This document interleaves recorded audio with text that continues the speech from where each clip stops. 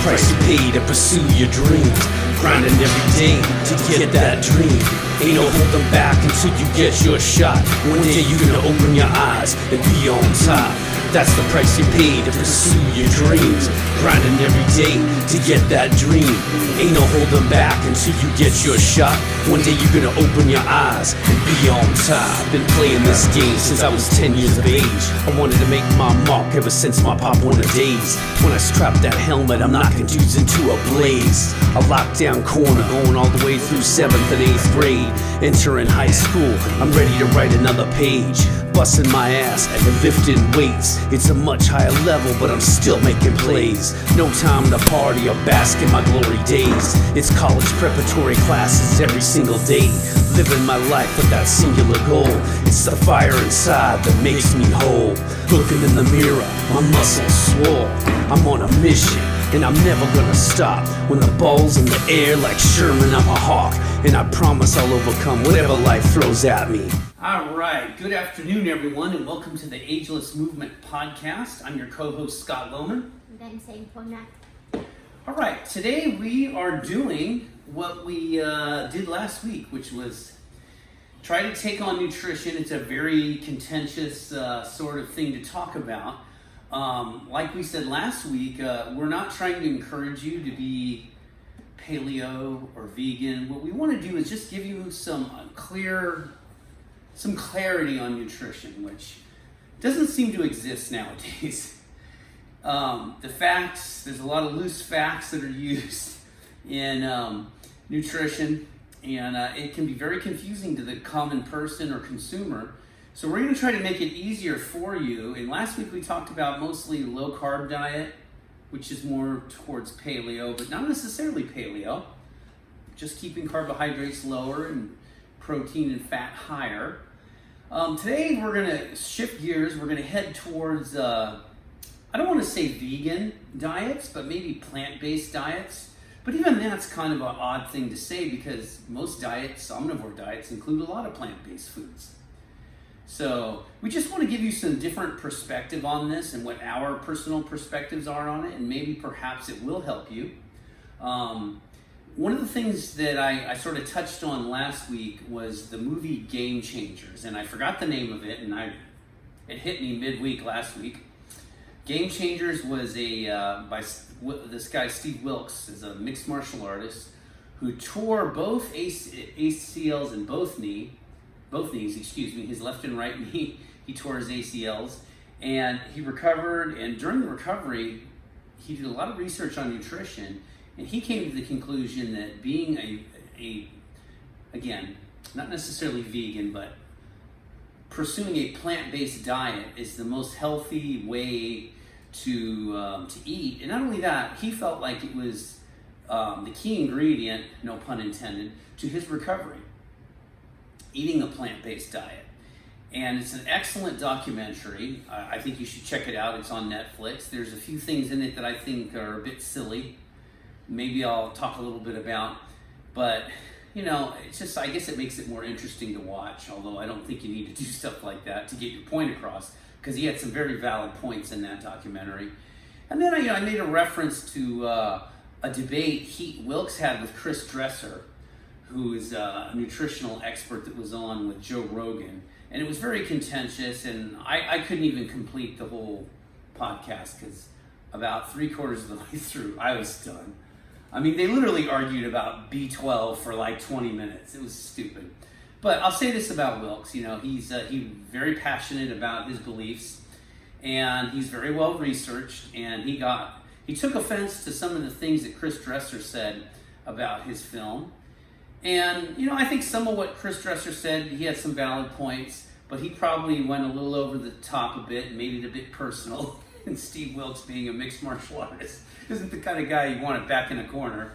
So he came out guns blazing with all his facts. And, unfortunately, I think it just muddied the waters for the consumer. And I kind of want to move past that sort of discourse to just give you information so you can make your decision about what you think is right for you. Anything you want to add to that, Sam?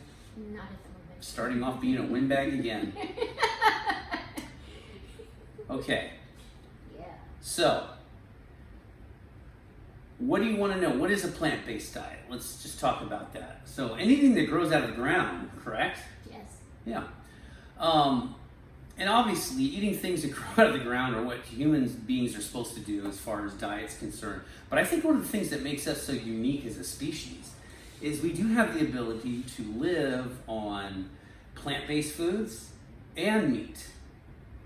And personally with me, I feel like we probably should be consuming our calories from both. Now, the big question lies, which should you be eating more of? Plant or meat? So I think there should be a certain amount of balance to this, but there's a lot of people with competing opinions on this. So we want to talk a little bit about plant-based diets and what the basic theories are behind that. All right. What do you want to add, Sam? Well, I think everybody's choice, of course, it's personal as to why. In the past, I think a lot of people choose to be plant-based or vegan, vegetarian is for the animals. And I guess this year, probably, I don't know, maybe everybody's trying to change what they're doing. A lot of people were considering going plant-based. One of the reasons why I kind of explored it was one, because I found out I had some pretty bad allergies to chicken and eggs and everything, so I definitely had to look into it. And then even our massage therapist started talking to me about it. I was like, okay, I'm gonna give this a try. And next thing you know, we go into this pandemic, and in some ways it sort of worked in our favor because all the meat had disappeared off the shelf, and I was like, oh, well, I can always eat, I forget the name of the food that he had recommended, or So basically it was a pea-based protein. Right, so once I looked back at my food sensitivity, I found out peas is actually another thing that I'm sensitive to, so. I think it's called Beyond Meat. Yes, so Beyond Meat, yeah. Correct. So I started eating that for a while, and it was pretty good, actually. Yeah, I had some too. It was good. Yeah, and so once I found out, okay, this stuff is high in peas, that's when I had to stop and go back to my usual lifestyle. It's kind of an odd thing in life, because when you and I first started dating, you introduced me to a lot of foods I don't normally eat. And the irony was, when we first started going out, I just had to tell you, this is what I can eat, this is what I can't. I was the one with all the food issues, right? Now it turns out she's got a lot of food allergies. So it might behoove yourself to look into this if you're watching right now, and consider that, perhaps you should find out if you do have food insensitivities or allergies. It could definitely shape the way you eat for the rest of your life now, and you may be the better, healthier person for it. And I'm not necessarily tied to those food sensitivities either. I do plan on testing every year. I just haven't reached that year yet to see what has changed.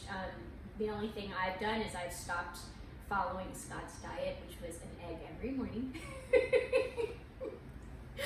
I thought I was doing great, and then when I saw the test, I was like, oh, I'm not supposed to be. So you should probably explain that to them. So ever since you and I started going out, I think it was around 2013 or 14 when I started to notice your skin. Yeah. And having all these itchies everywhere. Yeah. I didn't notice it the first year or two.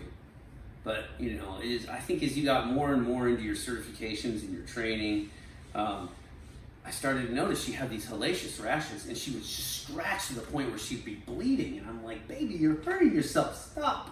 I felt like I had to take her to Scratchers Anonymous. It was really scary. And that's what prompted you to get tested, right? Yeah, I finally decided. I had gone on different elimination diets, and there was a recommendation out there to take a food sensitivity test, but it was so expensive, I decided I'm just going to try to figure this out on my own, as I've learned many other people are also on that same journey, and they always say the same thing too, but honestly, it's the best, $200 and some odd dollars I probably have ever spent on my health. Yeah, I would agree. It is good to do things like that. For me, the 23andMe I thought was fabulously well spent, because I know this is a little different thing here, but anytime you can find out more information about yourself, it definitely answers questions you've always had. So for me in nutrition, I believe it or not, 23andMe answered a lot of questions.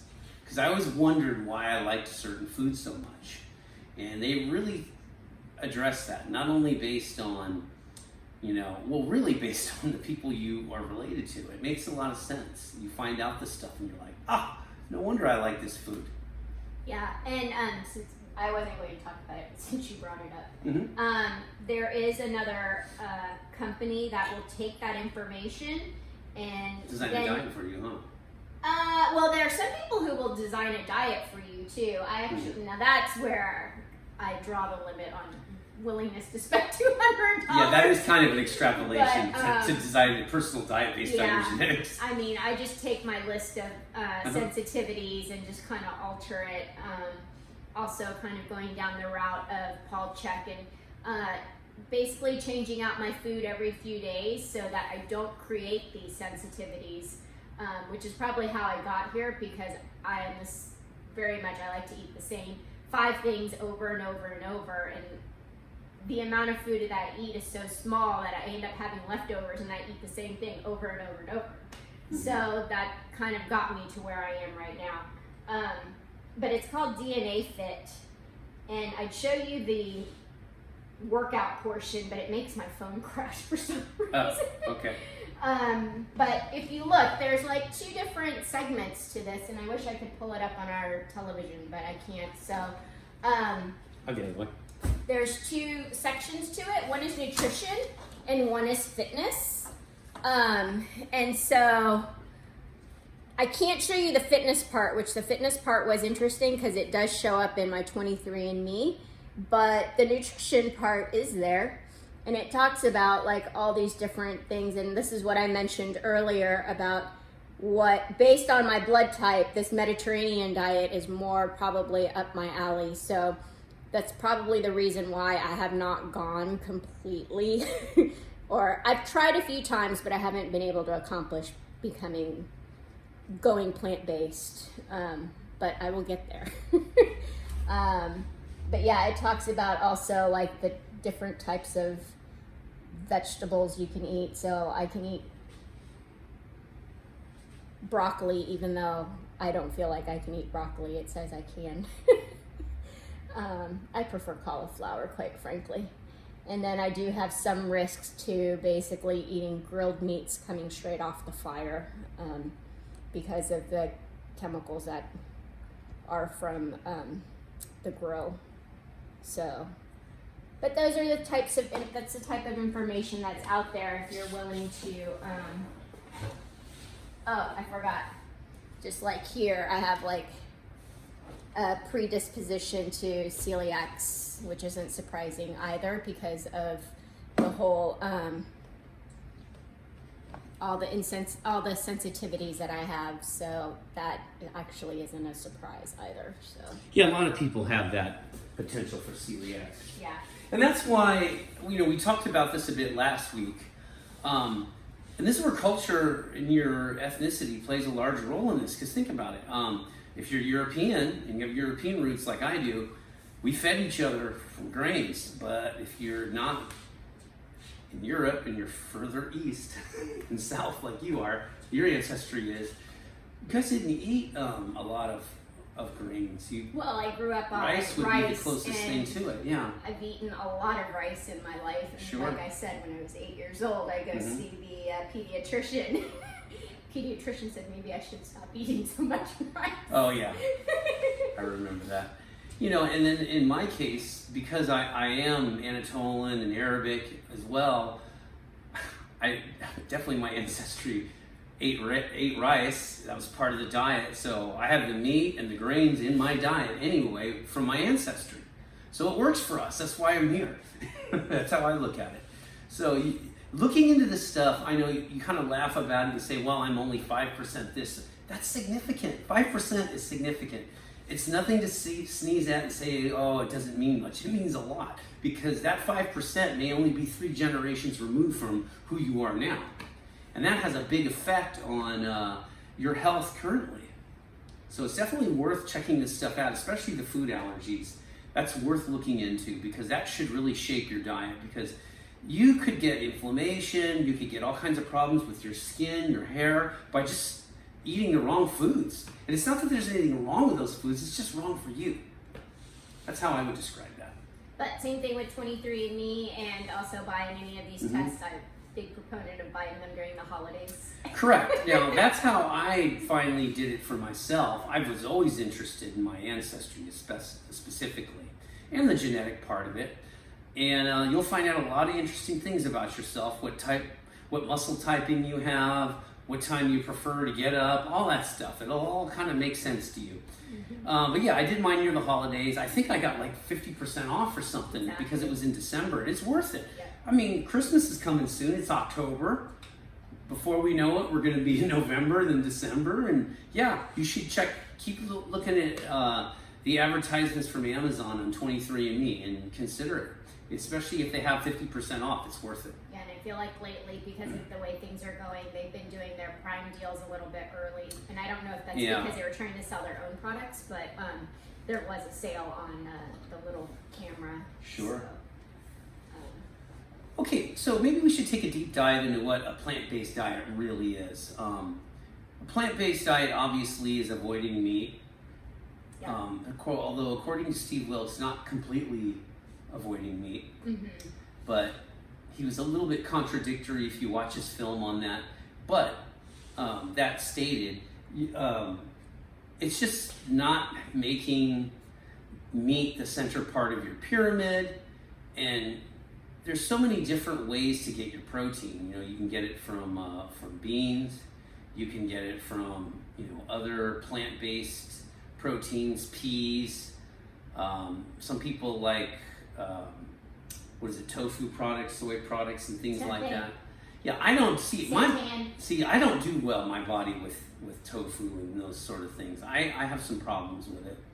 But if you don't have problems with it and you are concerned about your meat consumption, it's something worth trying. And even if you're really interested in this, but you don't think you could stop eating flesh foods, maybe just limit it to fish and be like pescatarian. Because fish is very healthy too, although there's a lot of issues with mercury and whatnot. The key there I would recommend to people is just eat a smaller fish. Yep. If you're going to eat tuna, try to eat the smaller tunas, don't eat the big ones. Wild. Yeah, wild is better and better than farm raised. And that's just the general rule. The larger the fish is in the sea, the more mercury they're going to probably have in their bodies. So that's something else to consider. Also, there's plenty of plant fats that you could eat. There's cashews, all kinds of different nuts. There you go. Okay, so this is a great pyramid right here. I think this is a lot better than the original food pyramid we had when we were younger, of course. You want to go over it? Or you want me to? Oh yeah. You can go over it. Okay, so basically the bottom here of the pyramid, and they don't tell you exactly how much per se, and that's the thing, like all of our diets, the amount of food we eat is really dependent on how much muscle we have and how large of an organism we are, right? If you're a much larger person and a strength athlete, obviously you're going to eat a lot more of this. This is just a general rule for someone of average height and weight. But basically, if you notice here, this is unlimited here. This is vegetables and herbs. And Dr. Mark Hyman talks about this all the time. Eating a lot of different colored vegetables is important. Purple, green, yellow, all that stuff. He says you want to make this as diverse as possible because they all have really unique antioxidant factors. And he refers to this as medicine.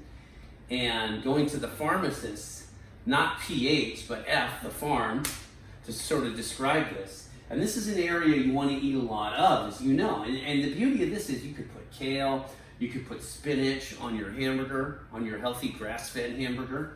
You could use it with your fish, with anything you're eating, okay? Lots of those, no limits there. Now, fats, they're looking at 3 to 5 servings. Now, I'm sure most of us, I know I eat probably more than 5 servings of fats in a day. Really? Well, I have eggs. Oh. I have, on any given day. Fall into this protein section? Oh, it does, okay. So this, I feel like you don't eat that much other than maybe the olive oil. Olive oil. When you cook. Yeah, but there's also fat in the protein that you eat as well. So these two cross over. So the other thing too is that 4 to 6 ounces. Now moving up to the next level of it, you have your protein here, 4 to 6 ounces of animal protein, and for most people that's a healthy slice of meat. I'd probably eat more of like 12 ounces, but he's a bigger boy. I am. I'm larger than most. I have a higher caloric intake than most people. But this is, like I said, this is just a general guideline. What they're trying to say in here is this is generally what most people should be eating.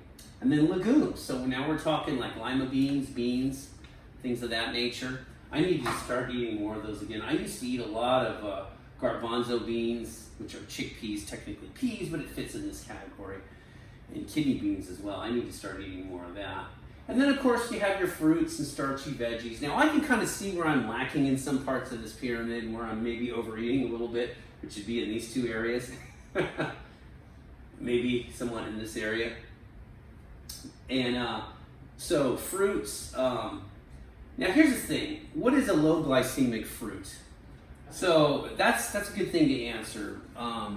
So first of all, there are fruits that have a lot of good qualities to them for your health. Apples are excellent that way. That's why doctors will always tell you an apple a day keeps the doctor away. And what they're basically saying is there's a lot of antioxidants and fiber in apples, including, I think it's peptin.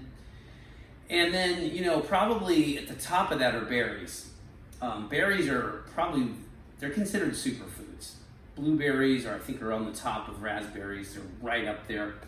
Strawberries are very high. And the interesting thing about blueberries and strawberries, and one of the reasons why I eat so much of it, not antioxidants aside, they're low glycemic. So it's a good thing to eat at night if you're hungry. The things you would want to stay away from at nighttime when you're going to be going to bed in less than an hour, I would recommend not eating something like pineapple, especially the really citrus fruits, oranges. You're better off eating that type of fruit earlier in the day because it will create a spike in your glucose level. But like I said, the beauty of blueberries and strawberries in general is it's not going to make your glucose level rise too quickly. And if you're trying to lose weight or just stay lean, that's the type of food you want to eat. Now, I'm not saying don't eat citrus fruits. There's a lot of vitamin C in citrus fruits. You just want to limit how much of it you have. And this is where it gets really interesting, right? People love orange juice. Unfortunately, juice is not the best way to get your fruit. Because why? Because to make a 12-ounce glass of juice, you might use 3 oranges for that. And you're getting the calories of those oranges. And you're leaving behind the fiber and some of the really important, substances of the food itself. So I wouldn't recommend too much juice drinking. It's a lot of sugar. It's going to spike your glucose levels. That's a little different if you're going to do a 20-mile ride or something, or you're hitting the gym, or you just got done hitting the gym and you need something. Yeah, that's fine. But I wouldn't, for most of us, I wouldn't do that. That wouldn't be my recommendation. And then, of course, to the top, you have your whole grains, gluten-free grains. So what would be an example of a gluten-free grain? Quinoa, right? Yeah. So I must admit, I love quinoa. My body handles it quite well. But I also love oats, rolled oats. And I'm not sure he means you to have too much of the rolled oats because there is a glucose response to it. So but it's not something I eat every day. It's something I eat maybe once every 3 or 4 days. I'll have a bowl, with milk.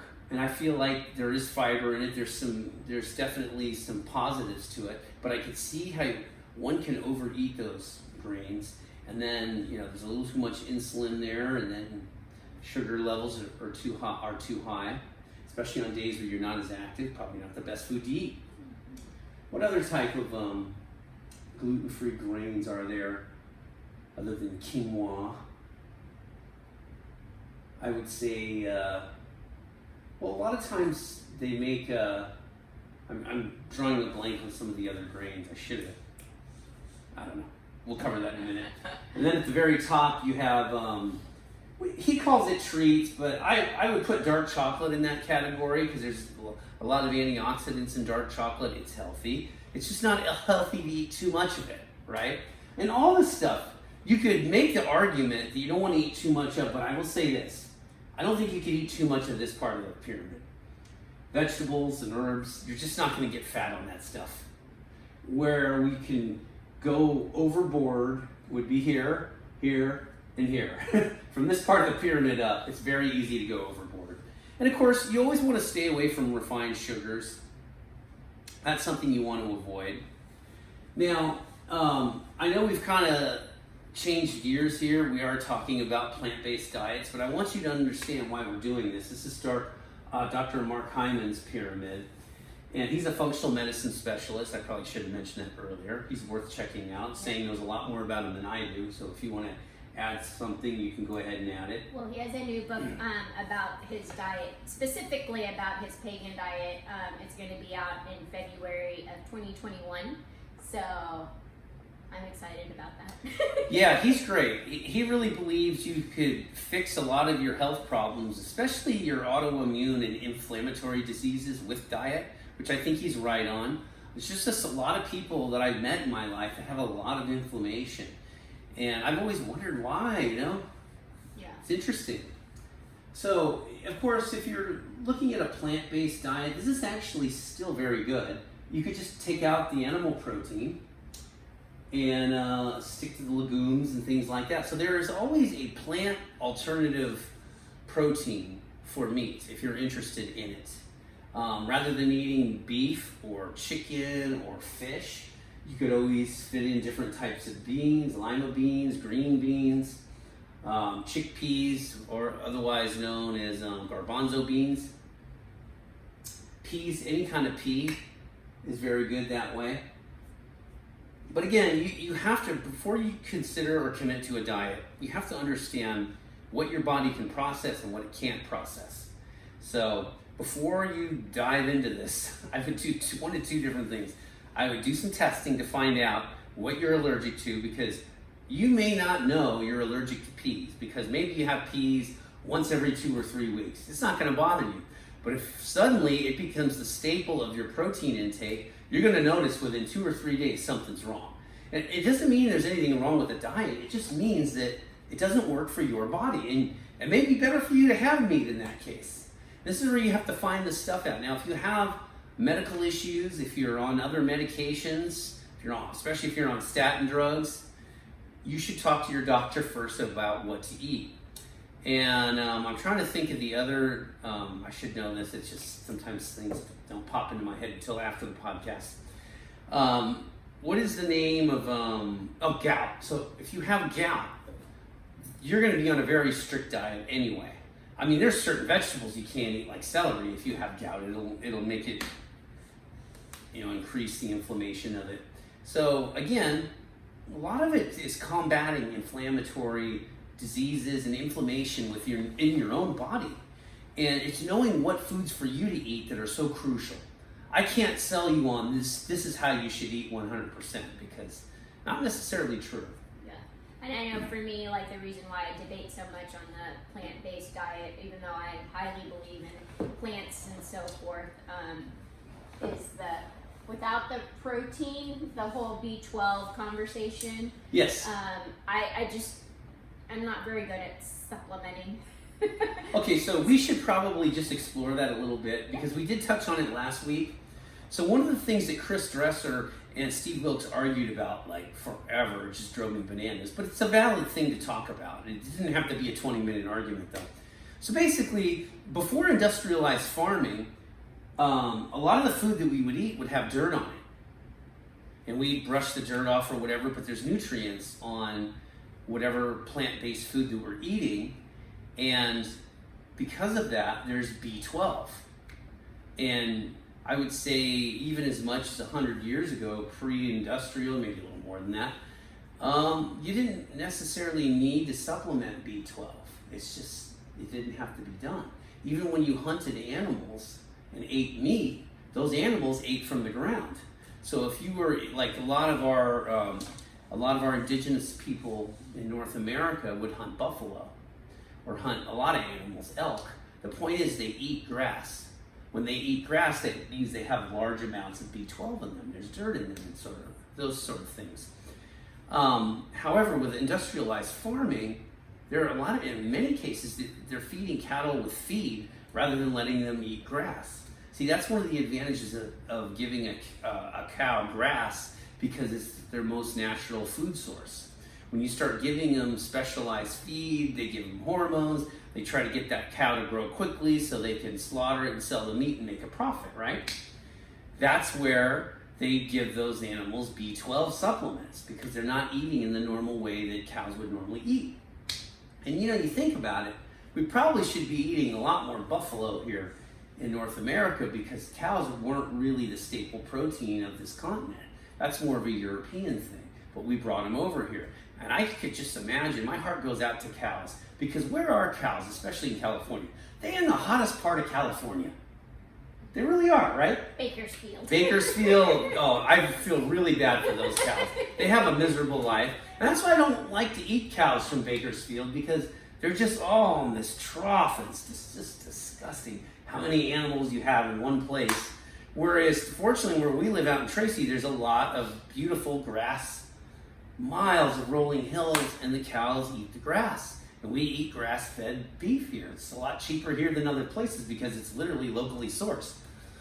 So I think that's how it should be. I think that should be the model for our future farming.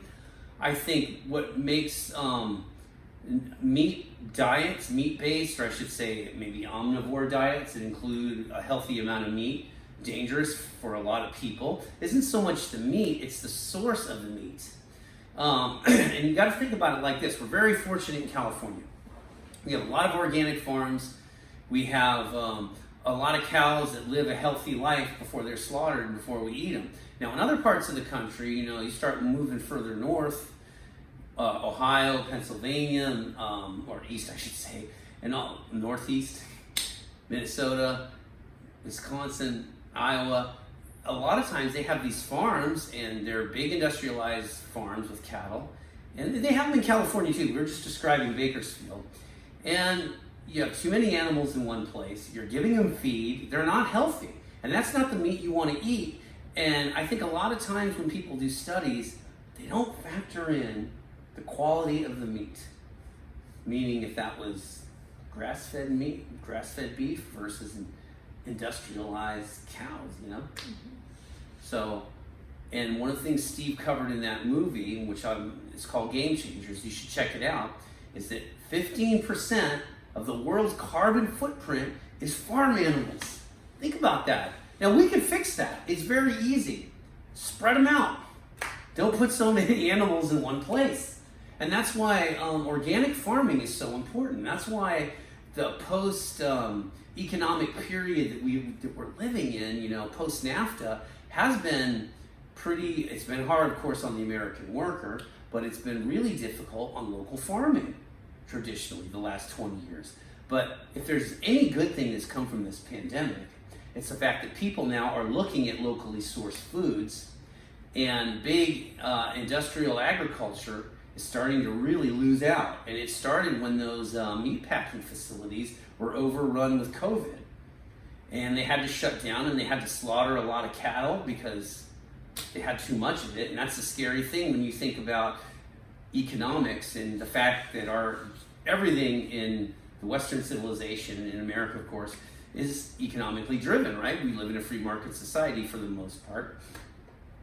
And the motivation is to get make the food affordable, not necessarily, and profitable. Those are two things that are really important, because you can't make a profit if no one can afford your food. So there's been a lot of changes that have been made to our food supply based on profit. But now people are rethinking that whole model and thinking, maybe it's just better for me to buy food locally here. Why do I need to buy food that's imported or from other states when we can eat it here? Yes, it's more expensive, but think about it. Is it more expensive, really? Or are your medical bills and your sickness and the caregiving you're going to need because of all the heart disease you have and God knows what else, inflammation, rheumatoid arthritis, osteoarthritis, that happen from eating bad foods and just not being a good mover. So maybe it's better to invest in yourself more by eating healthier organic foods and moving more. That's my message. What's yours? No, I absolutely agree. That's why I went on this journey pretty much. Well, I've been on it for a very long time, but after meeting Scott, I made, well, as you can tell, we have a lot of conversations We do. like this. And I keep going in circles because I'm trying to figure it out for myself. I can't say like I have the answer. Well, that's what we're trying to do. We're trying to help you find out what the right combination is for you. Such as Sang is still discovering it for her, and we're all trying to do that. We're all trying to discover and figure out what are the few changes I can make to make myself healthier. I think in general, though, it's just like I tell my clients, it's all about homeostasis. The body is always trying to find homeostasis, so that is the way I'm trying to figure it out with my food and my workout. And honestly, just sitting here doing this podcast, I'm thinking about eating more garbanzo beans and kidney beans. I'm going to do that tonight. I haven't been eating enough of that. Yeah, I'm going to throw in some more kale, I need to do that. I stopped the avocados because I thought I was overeating this healthy fat. Oh yes, I have avocados almost every day. With my habit food, So I'll get a salad at Habit, a fresh grilled salad, what do they call that? A fresh something salad. Well, I had superfood last Okay, but I'm talking about not the superfood salad. That's a really specific kind of salad. There's a fresh something salad. It's called. That's the one I get. Garden salad. Thank you. And I don't get it with tomatoes and onions because I don't do well with that. But I get an avocado in there, and there's even in that salad, there's a lot of different colored forms of lettuce, which is what Mark's talking about. I see purple in there, I see yellow in there, I see green in there, and throw an avocado. And then I'll get my grass-fed beef with it, and I feel like that's an ideal meal right there for me. Now that may not be ideal for everyone, but my body does a lot with that. And I could tell with my performance and training that it's helpful. See, it's all about discovery. Okay, so I feel like we've covered a lot of this pretty well today. Yeah. I think people will have a better idea of what a plant-based diet is. And now there are extreme diets, and I don't really want to talk about the extreme diets, but there's an all-meat diet, and I would say that's really, I think that particular type of diet is ideal for somebody with serious problems with inflammation. And I would think it's more of a temporary diet, not a long-term diet. Dr. Rhonda Patrick, she talks about that all the time. She was someone else that appeared on Joe Rogan's podcast. And she talked about the whole purpose of an all-meat diet, because when I first heard of it, I thought people were losing their marbles. But she made a good point. There are people with extraordinary levels of inflammation in their body, and for them, it's just better for them to eat like that, at least for a temporary amount of time to get the inflammation down, and then you can start introducing foods from here that are non-starchy, and that may be the way for them to eat. But I still think they should have a little bit of fruit every now and then. Fruit is very healthy for you. Yeah, and I think like after last week's podcast, one of the big things that we probably didn't bring up is with these extreme diets, they're probably good for a short-term thing, but eventually it's a lifestyle change, and then it comes over to this type of diet, trying to get more food that comes naturally from the ground. That part we didn't mention, because it is a lifestyle. I mean, I have a lot of people who go on these like wheat-free diets, and then later on they come back with a whole bunch of other issues. So all the extreme dieting, good for short term. I mean, if you want to try it out and see how it works for you, that's great, but you should probably keep checking in with your doctor and look at your blood value to see like what's going on, because that's always been super eye-opening for me. Like I jumped on the paleo wagon with everybody else, like I said, and then discovered that I was the one small percentage of people in a study who are affected by MCT oil. So if you ignore those numbers, you'll never know. So, I mean, I'm always checking in different places. I'm kind of data driven, so. Yeah, I agree with you. And you have to look at it as a bridge. Mm-hmm. Maybe a diet like that is a bridge to this. Mm-hmm. And it may be plant-based, may be the same thing. Our massage therapist, Phil Louie, he's excellent, from Sports Medicine Institute in Palo Alto. I'll give him a plug. He went on a plant-based diet for, I think, about 6 months. Yeah. And he eventually got to the point where it was a little bit too much for him, he told me. He didn't quite have the energy after a while. He was losing more weight, more muscle than he should have. So now he's kind of etched it more into this type of pyramid where there's more protein, more animal protein. He's maintaining his weight. He's a very big guy who got down to like under 200 pounds. And he's 200 now. So he and I are about the same weight now, which is kind of astonishing because at one point he was 250. Yeah. And he was not a fat 250, just so Yeah. you understand. He's just a bigger guy. He's a big muscular guy, you know, and for him to be weighing what I weigh is kind of crazy. So the idea is that you start off on some of these diets and maybe you just make your way back to this right here. And this is the ideal food pyramid. It's not exactly the food pyramid you see with the US government has a USDA. It's not. But it's more of a tailor-made pyramid that I think is healthier and an easier way to guide for most Americans. Oh, most of the world, I should say, too. Okay, so hopefully we've answered some questions you may have about nutrition and at least given you a roadmap on how to navigate your way towards a diet that's right for you. And you can find Dr. Mark Hyman on the web, right? Just Google him. He's got all kinds of information out there. He also has a lot of content that's out there that he doesn't charge on necessarily, so it's good to learn. And he's a functional medicine specialist. He doesn't believe in using a lot of drugs. That's not to say he doesn't believe in Western medicine and he's just a homeopathic doctor. That's not true. He's a really good source for information like this, and you should check him out, definitely.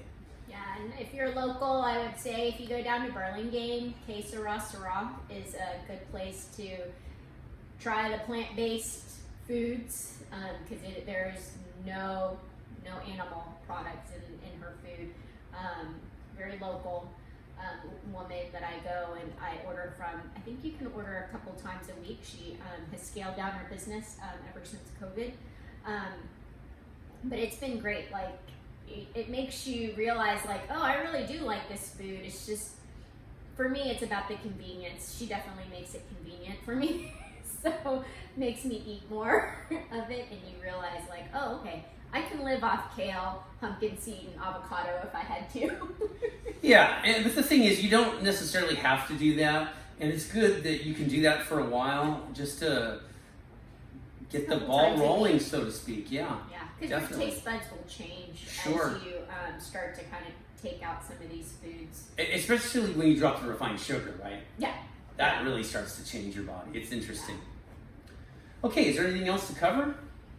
Nope. Okay, so if you haven't done it yet, please like the video and subscribe. We're trying to build this podcast to a larger audience.